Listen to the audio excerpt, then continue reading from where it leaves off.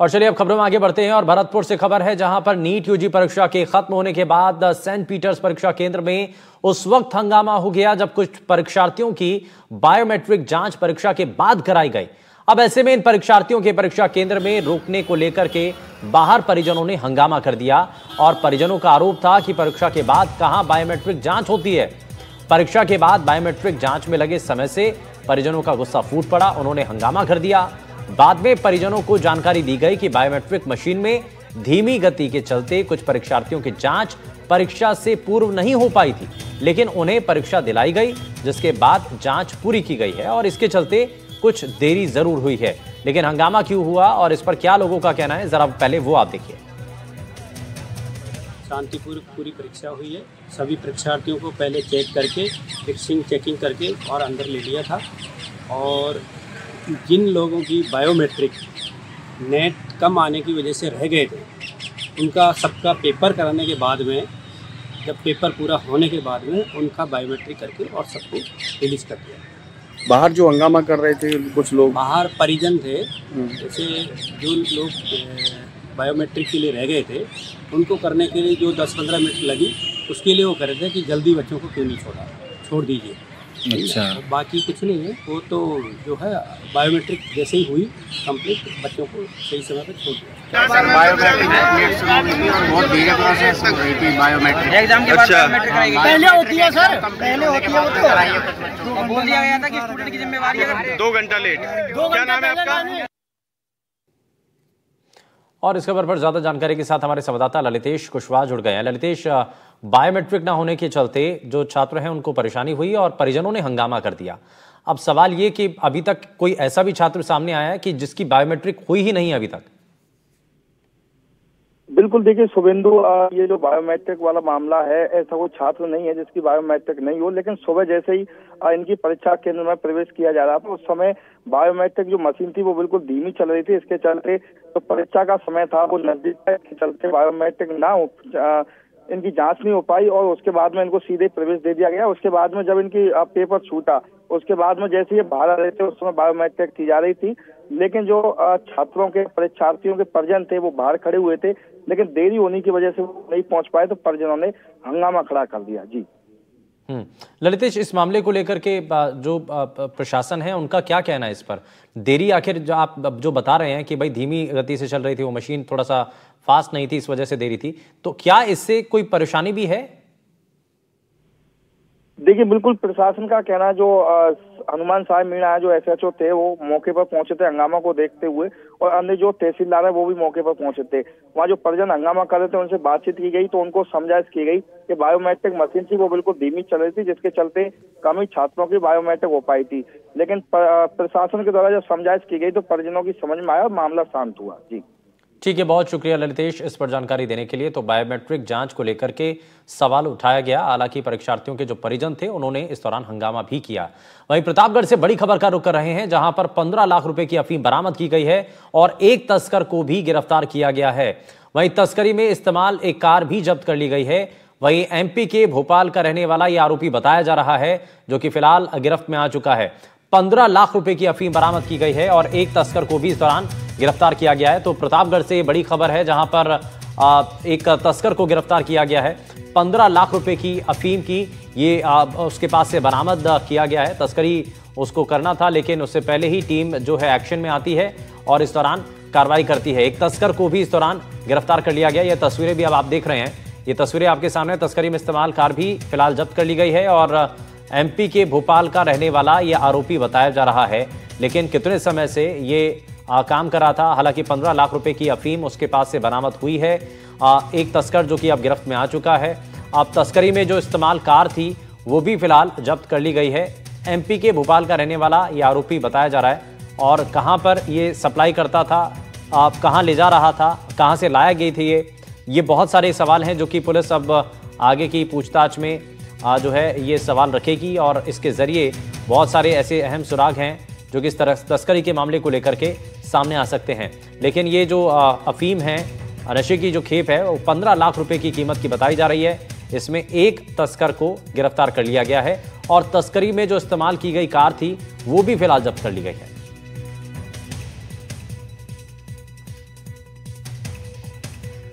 तो तस्करी में इस्तेमाल कार भी जब्त कर ली गई है और एमपी के भोपाल का रहने वाला यह आरोपी बताया जा रहा है। यहां आपको बताया कि 15 लाख रुपए की अफीम बरामद की गई है। कहां से यह अफीम लाई गई थी और कहां पर आगे उसको सप्लाई करनी थी, कितना बड़ा उसका ये सप्लाई चेन थी, कौन कौन लोग इसमें उसके साथ शामिल हैं। फिलहाल एक शख्स को गिरफ्तार कर लिया गया, तस्वीरों के जरिए आप देख रहे हैं। और फिलहाल उसके उस ग्रुप के बारे में भी जानकारी जुटाई जा रही है जिनके साथ मिल करके वो ये काम करता था।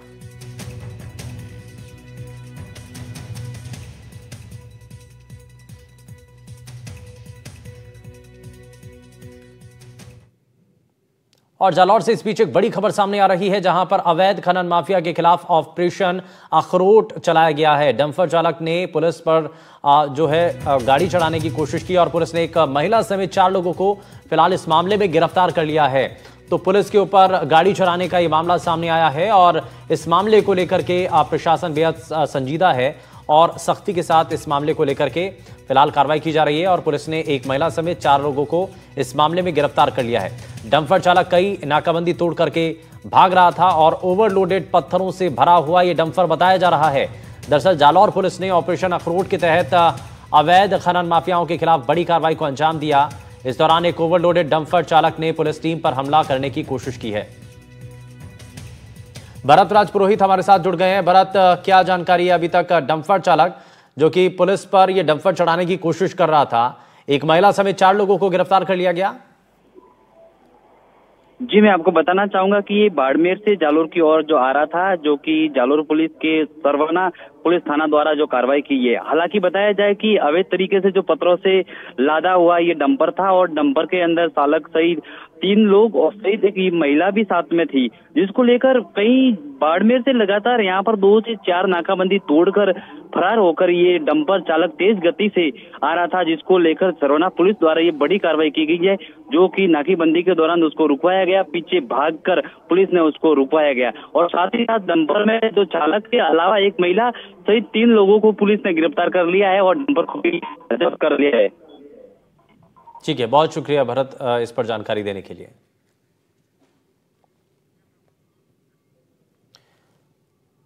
तो पुलिस ने एक महिला समेत 4 लोगों को गिरफ्तार कर लिया है और डंपर चालक कई नाकाबंदी तोड़ करके वहां से भाग रहा था और ओवरलोडेड पत्थरों से भरा हुआ ये डंपर बताया जा रहा है और अवैध खनन माफिया के खिलाफ ऑपरेशन अखरोट के तहत ये कार्रवाई की गई है।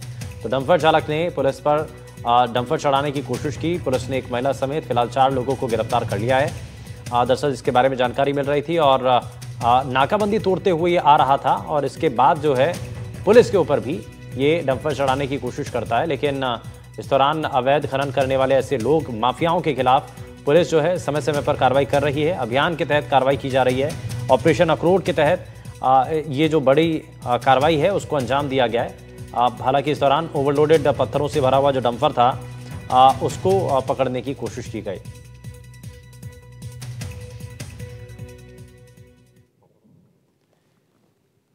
और वहीं जयपुर में एसीबी ने बड़ी कार्रवाई की है और एसीबी ने माइनिंग मामले में रिश्वत लेते हुए बीएपी विधायक जयकृष्ण पटेल को गिरफ्तार कर लिया।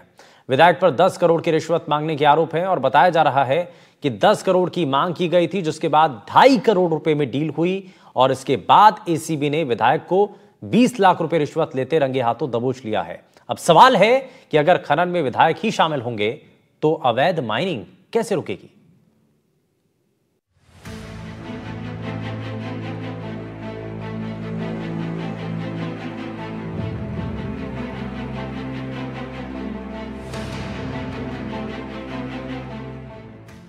एंटी करप्शन ब्यूरो ने राजस्थान में एक बड़ी कार्रवाई करते हुए बीएपी के विधायक जयकृष्ण पटेल को ट्रैप किया है। दरअसल पटेल बांसवाड़ा जिले की बागीदौरा विधानसभा सीट से विधायक है। जानकारी के मुताबिक ये 20 लाख रुपए रिश्वत लेने से जुड़ा मामला बताया जा रहा है। बीएपी के विधायक रिश्वत लेते ट्रैप। जयपुर एसीबी की टीम ने बड़ी कार्रवाई की है। बागीदौरा विधायक जयकृष्ण पटेल को ट्रैप किया। भारत आदिवासी पार्टी के विधायक हैं जयकृष्ण पटेल। खनन से जुड़े मामले में रिश्वत मांगने का आरोप है। 20 लाख रुपए रिश्वत लेते विधायक पकड़े गए। 2 करोड़ की रिश्वत मामले में 20 लाख रुपए लेते हुए पकड़े गए हैं। एसीबी की टीम ने विधायक को रंगे हाथों पकड़ा। खनन मामले में विधायक पर रिश्वत मांगने का आरोप है। परिवादी ने शिकायत की थी कि इन्होंने कोई प्रश्न लगाया विधानसभा में जिस क्षेत्र में, उस प्रश्न को ड्रॉप करने की एवज के अंदर इनसे 2 करोड़ रुपए की रिश्वत की मांग की गई थी, जिसकी एवज में फर्स्ट इंस्टॉलमेंट के रूप में 20 लाख रुपए जिन्होंने लिए है। उसके बाकी हम आगे कार्रवाई कर रहे हैं, हम कार्रवाई जारी है सर। वहीं इस मामले में एसीबी के डीजी रवि प्रकाश मेहरडा ने जानकारी देते हुए बताया और मामले का खुलासा किया। ये सारी जो डील थी वो करीब 2.5 करोड़ में हुई थी परिवादी और एमएलए साहब के बीच में, और ये हुआ था कि भाई टुकड़ों में 20-20, 30-30 लाख दिए जाएंगे और इस तरह से 2.5 करोड़ पूरा करेंगे, और उसके बाद ये प्रश्न जो लगाए गए हैं विधानसभा में उनको वो विड्रॉ कर लेंगे। एसीबी की गिरफ्त में आए बीएपी विधायक पिछले साल उपचुनाव में जीत हासिल कर विधायक बने थे। उपचुनाव जीते और विधायक बने। बागीदौरा सीट से बीएपी के जयकृष्ण पटेल विधायक बने। कांग्रेस के पूर्व विधायक के इस्तीफे के बाद सीट खाली हुई। महेंद्रजीत मालविया ने पद से इस्तीफा दे दिया था। मालविया कांग्रेस छोड़कर बीजेपी में शामिल हुए। बांसवाड़ा सीट से लोकसभा का चुनाव लड़ा था। लोकसभा के साथ राजस्थान की 7 सीटों पर उपचुनाव भी हुए थे। इस चुनाव में बागीदौरा सीट भी शामिल थी। कांग्रेस ने पटेल को समर्थन किया और इस दौरान पटेल को बड़ी जीत मिली। फिलहाल इस मामले को लेकर राजस्थान में आदिवासियों का झंडा बुलंद करने वाली बीएपी को बड़ा झटका लगा है। जाहिर है पार्टी के एक विधायक पर लगे इतने बड़े आरोप से पार्टी की इमेज और कार्यकर्ताओं का मनोबल जरूर टूटा होगा, लेकिन नेताजी पर जो आरोप लग रहे हैं उनको लेकर पार्टी और पार्टी के बड़े नेता राजकुमार रोध की मुश्किलें जरूर बढ़ती नजर आ रही हैं। Bureau report, NDTV Rajasthan.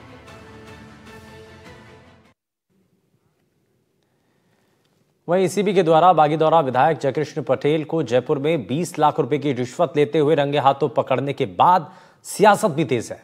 Dungarpur जिले में बीजेपी नेताओं ने जयकृष्ण पटेल को विधानसभा की सदस्यता से निलंबित करने की मांग कर दी है। बाप पार्टी के विधायक होने के नाते आज राजस्थान में 2-3 विधायक इस तरह से जीते हैं। अब उनके बारे में पूछो या फिर सांसद बने राजकुमार रोध के बारे में पूछो तो पता लग जाएगा कि इनकी पार्टी की नीति और रीति और विचार क्या है। केवल भ्रष्टाचार करना, आदिवासी समाज का नाम लेना, इस प्रकार से बाप पार्टी के लोग भ्रष्टाचार में डूबे हुए हैं और यहाँ की जनता के साथ में धोखा दिया है और यहाँ के आदिवासी भाइयों के साथ में भी धोखा दे रहे हैं। और आने वाले समय सभी युवा भाई साथियों को समझना चाहिए कि हमारे चुनिंदा जनप्रतिनिधि कैसे हैं। इस बात की हम प्रश्न करते हैं और कठोर कार्रवाई की बातचीत करना। इनकी नीतियाँ जो थी वो सामने आई हैं और वो भ्रष्टाचार में लिप्त थे, करते थे। इनके नेता पहले थे वो भी करते थे, ये भी करते थे। तो आज वो एसीबी के हत्थे चढ़ गए हैं और 20 लाख रुपये रिश्वत लेते हुए पकड़ा है। तो मैं तो हमारे आदिवासी समाज है उनको भी कहना चाहूँगा कि ये आदिवासियों का मुखौटा बन करके, आदिवासियों का नेता कह करके आदिवासियों को गुमराह करते थे, आदिवासी युवा को गुमराह करते थे, उसका आज एसीबी ने खुलासा किया और जेल में रखा इनको। वहीं जालौर पहुंचे पूर्व उप मुख्यमंत्री सचिन पायलट ने आतंकी हमले पर कहा है कि कांग्रेस पार्टी मोदी सरकार के साथ खड़ी है। पाकिस्तान को सख्त जवाब देना चाहिए और सरकार जो भी कार्रवाई करेगी उसका समर्थन करेंगे। इसके अलावा पायलट ने जाति जनगणना पर कहा कि कांग्रेस ने जाति आधारित जनगणना की मांग करते आ रही है, लेकिन बीजेपी सरकार ने इस मुद्दे को लंबे समय तक अनदेखा किया है। जातिगत जनगणना की मांग राहुल गांधी जी और कांग्रेस पार्टी ने उठाई। जब भारत जोड़ो यात्रा निकली थी राहुल गांधी जी की, तो उन्होंने कहा कि हम चाहते हैं कि देश में अभी जो धनावंटन होता है, बजट का एलोकेशन होता है, प्रोग्राम बनते हैं, सरकारें मनमानी तरीके से करती हैं और जब तक हमें पता नहीं पड़ेगा कि कौन किस व्यवस्था में रह रहा है, और हमारा ये मतलब नहीं है कि हम एक कॉलम ऐड कर दें कि कौन किस जाति का को बिलोंग करता है, वो आंकड़ा किसी के लाभ नहीं है। हम चाहते हैं उनकी शैक्षिक, उनकी आर्थिक, उनकी सरकार की योजना कितना उनको पहुंच रही है, वो किस पृष्ठभूमि में रह रहे हैं, क्या उनके हालात हैं। जब तक हमारे पास साइंटिफिक डेटा नहीं आएगा तब तक हम नीति निर्माण कैसे कर पाएंगे। आज जो सरकार योजना बनाती है वो एडहॉक तरीके पे है, किसका पैसा किसको देना है, उसका इम्प्लीमेंटेशन कैसे होता है। हम चाहते हैं, जैसे राहुल गांधी जी ने बार बार बोला, पूरे देश का एक्सरे हो, हकीकत सामने आए, जो वंचित रह गए हैं वहां पर हमें ज्यादा देना चाहिए, जहां पर हमको एडजस्ट करना है अपने पैसे, बजट, प्रोग्राम, पॉलिसीज को वहां करें। जो निर्दोष सैलानियों का नरसंहार किया है पाकिस्तान के माध्यम से आतंकवादियों ने, वो भारत पर एक प्रहार है, भारत की आत्मा पर एक आक्रमण है और इसका जवाब हमको देना चाहिए, निश्चित हम देंगे भी।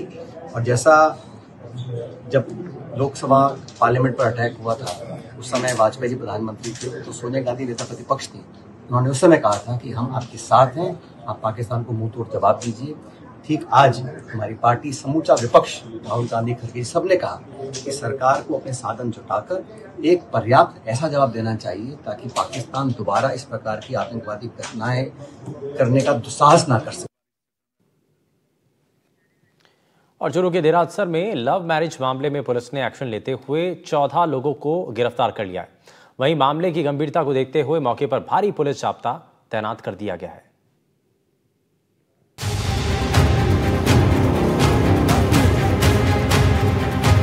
जनबे आउल लोकर के पेट्रोल सगलिया ले आगे बाटा ठंडा मार के शीशा तोड़ दिया, उससे कुछ मतलब नुकसान कर दिया, आग लगा दी। चूरू के सरदार शहर में प्रेम विवाह को लेकर घमासान हो गया। दरअसल देरासर गांव में शनिवार को प्रेम विवाह की बात को लेकर लड़के के चाचा के घर आग लगा दी गई, जिसके बाद पुलिस ने मामले में 14 लोगों को गिरफ्तार कर लिया। पूरा मामला ये है कि देरासर गांव के एक युवक और युवती में प्रेम प्रसंग का मामला चल रहा था, जिसे लेकर दोनों के परिवार वाले राजी नहीं थे। ऐसे में दोनों ने भागकर शादी करने का फैसला किया। वहीं इसके बाद गुस्साए परिजनों ने पंचायत बुलाकर फैसला किया कि 7 दिनों में लड़के के परिजन युवक और युवती को ढूंढ कर लाएं, लेकिन ऐसा हुआ नहीं। 7 दिन बीत जाने के बाद युवती के घर वालों ने युवक के चाचा के घर पहुंचकर जोरदार तोड़फोड़ की और पेट्रोल छिड़क कर घर को आग लगा दी। 100-150 आदमी आ गाँव का आगे सीधा आगे अटपट्टी पड़ी है पट्टी में लेके मार गेट को भी गेट में भिड़ा के वो गेट तोड़ दियो भी मार दुकान में कपड़ों पेट्रोल गिर के अभी आग लगा दी भी घर में पूरे घर में आग लगा दी। 5-6 लोग आए और बोले कि बाहर आओ, तो हम लोग बाहर नहीं गए। फिर बाहर ये उनको बुलाया मेरे पिताजी और को, वो आए और बोले कि हाँ बोलो, तो तब बोला कि चलो मीटिंग है गाँव में। तो इन्होंने बोला कि मीटिंग तो हमने रखी थी, आप आए नहीं और अभी हमें कुछ पता नहीं चला और हमें लड़के का कुछ मालूम नहीं है और आप जो करना चाहते हो हम आपके साथ हैं। तो बोले कि छोड़ो ये इनका हो गया और छोड़कर फिर 10-15 मिनट के बाद आते हैं और आग लगा दी। हर जगह कितने लोग आए थे दीदी आपके यहाँ? पूरा गांव था। एक सेकंड, कितने बुलाने के लिए यहाँ पे जब आपके साथ ये घटना हुई तो कितने घटना थी? तो पूरा गांव था। हाँ ठीक है, गांव था। क्या कुछ था उनके हाथ में या फिर आग खुद ने लगाई? उनके हाथ में वो तो आपके सामने ही है, आग लगाई पेट्रोल लेके आए थे हाथों में, ठीक है, वो उनको गिरा के और आग लगा दी और पत्थर से हमारे शीशे वगैरह जो भी थे फोड़ दिए। वहीं घटना के बाद परिजनों का आरोप है कि हमने युवती के परिजनों की सारी बातें मानी, लेकिन फिर भी उनके घर को आग लगा दी गई। तो वहीं दूसरी तरफ मामले की गंभीरता को देखते हुए गांव में तनाव का माहौल बन गया, जिसके चलते मौके पर भारी पुलिस बल तैनात किया गया। पुलिस द्वारा देर रात्रि को ही त्वरित कार्रवाई करते हुए घटना में शामिल अधिकतर जो मुख्य आरोपी हैं उनको और कुछ अन्य जो गाँव के लोग हैं, कुल 14 लोगों को शांति भंग के आरोप में देर रात्रि को गिरफ्तार कर लिया गया है। परिजनों की रिपोर्ट पे संगीन धाराओं में मुकदमा दर्ज किया गया है और अनुसंधान करके आरोपी गणों के विरुद्ध कड़ी कार्रवाई अमल में लाई जा रही है। दरअसल परिजनों की तरफ से लगातार दोनों को प्रेम विवाह न करने की धमकियां दी जा रही थी, जिसके डर की वजह से दोनों को ये बड़ा कदम उठाना पड़ा।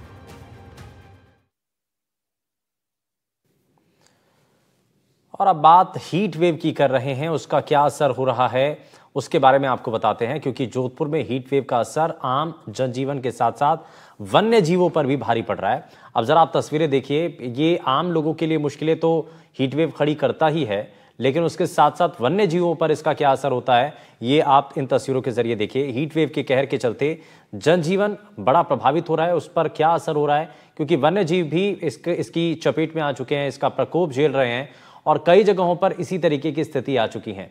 कई जो ऐसे वन्य जीव हैं जो कि इसकी मार झेल रहे हैं।